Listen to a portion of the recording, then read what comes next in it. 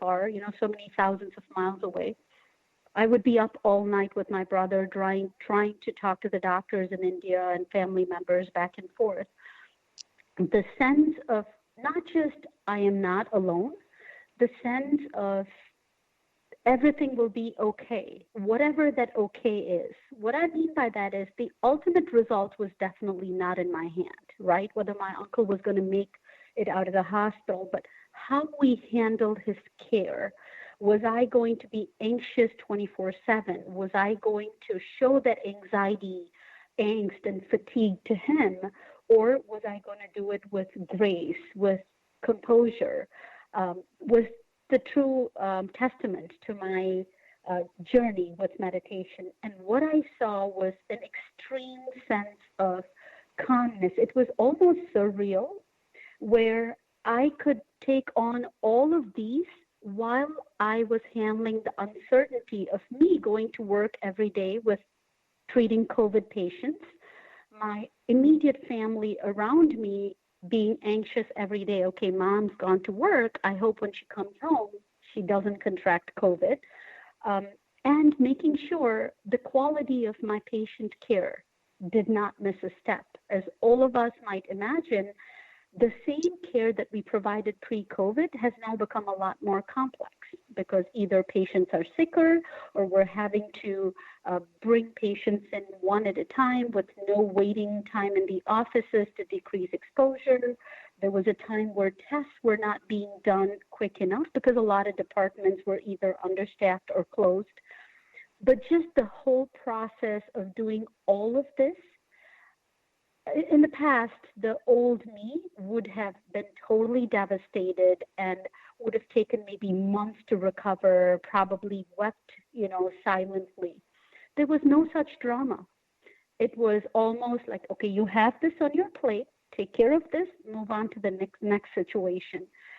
So there was a sense of almost being carried through this. It was almost like I was being tested, and somebody was carrying me through this test unscathed. Right, and it was actually you carrying you through, but that experience was of that being supported. That is so profound. So thank you so much. And Victoria, tell us a bit about that for you, and what's that experience of inner engineering for you, especially in those darkest times when you were so uncertain about where the disease was taking you. Right. Well, initially it was complete shock and anger, I would say, because I couldn't believe that this was happening. I would see things and hear stories like this on TV, and as careful as I am and what I do to protect myself, and I was just in complete shock. But like Savitha was saying, though, the old me would have stayed stuck in it and unraveled and decompensated and been alone and in my aloneness, doing Lord knows what. But once that initial shock and realization of, okay, this is what it is, this is where we are, it's just like, it's almost one step in front of the other became, it was more clear on how I needed to handle it, what I needed to do, and utter acceptance of what was happening in that moment. So there was a strength, there was an acceptance, and you're right. The realization is it's within you, right? So there's a certain clarity that comes that helps you guide you on the next step, on whatever it is that you need to take. Yeah, I feel as if it's like a tether, that I know no matter what's happening, I have this in my life to go to every single day, no matter what's happening. And, just going into lockdown and the uncertain economic impact of what was coming when that first reared its head months ago was, it kept me in, productive motion. But every single day, starting out with my practices, was the thing that kept me going and steady, and as if nothing had changed in a way, even though the whole world around was shifting, it was absorbed into life. And tell us a bit, Savitha, about what it took for you to get there, to making this your daily practice. To get to inner engineering, you mean? Yeah. Really brief. We just have a few minutes left. Yeah. So life was beautiful. And all of a sudden, I was a mom. I had, 2 kids, a peak of my career. And all of a sudden, my mom went from a diabetic, a poorly controlled diabetic, to end-stage kidney disease in a few months. And as a physician, when you think you've conquered the world, I had figured my parents would come and live with me. I would take care of them, blah, blah, blah. All of a sudden, that shock of what happened. I had been steeped in yoga and meditation because my parents were very spiritual, but as in medical school, I had kind of moved away. That shock of what happened to this healthy, vibrant 60-year-old actually brought me to my knees. And when I started looking for answers, I was one of those intense seekers, going online looking for books.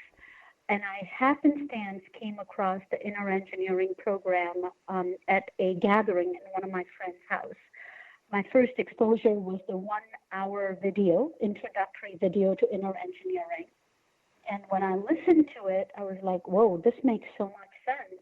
What blew my mind away is my husband's an engineer who's very logical, and he'd always been about just doing the right thing, not into spirituality or religion.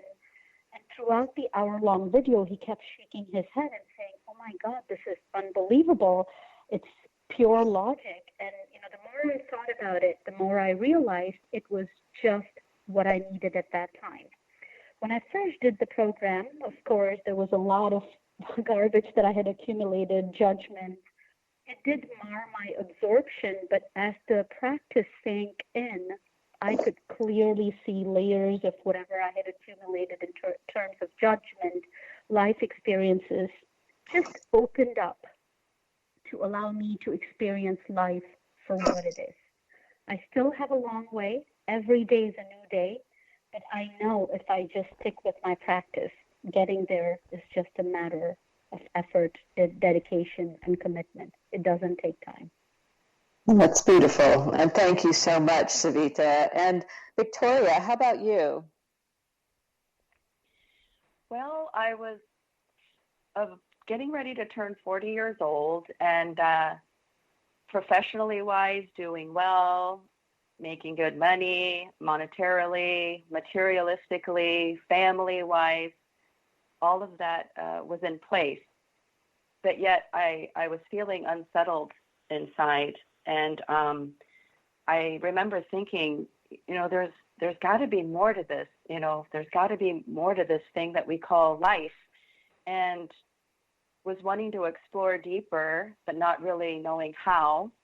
And being drawn to India, I had read books on autobiography of a yogi and, different spiritual books and things like that. So I'd always been drawn to India, but wasn't familiar with the culture, didn't know what I would do when I got there. And then all of a sudden, a few months later, coming out of a Unity church, somebody had handed me a card, and there was a picture of a yogi on it, a guru from India. And this person told me, he's an amazing speaker. He's very practical. He's witty. You have to go see him speak. He's going to be in Tampa later tonight. So I saw the picture and I thought, oh my, maybe I don't have to go to India after all, So I went to Tampa and heard him speak and was sitting on the edge of my seat way in the back of the hall because I'd gotten there a little bit late. And everything, they just resonated with me. And the next thing I knew, then there was an inner engineering program in Tampa, and I went ahead and I took that. So I haven't looked back. It was what I was looking for, and that was 12 years ago. Well, ladies, thank you so much for this incredibly powerful telling of your stories. And I'm sure there's so much here for everyone to take away. And we have some links to INNERENGENEERING.com and a special offer at INNERENGENEERING.com/thank you.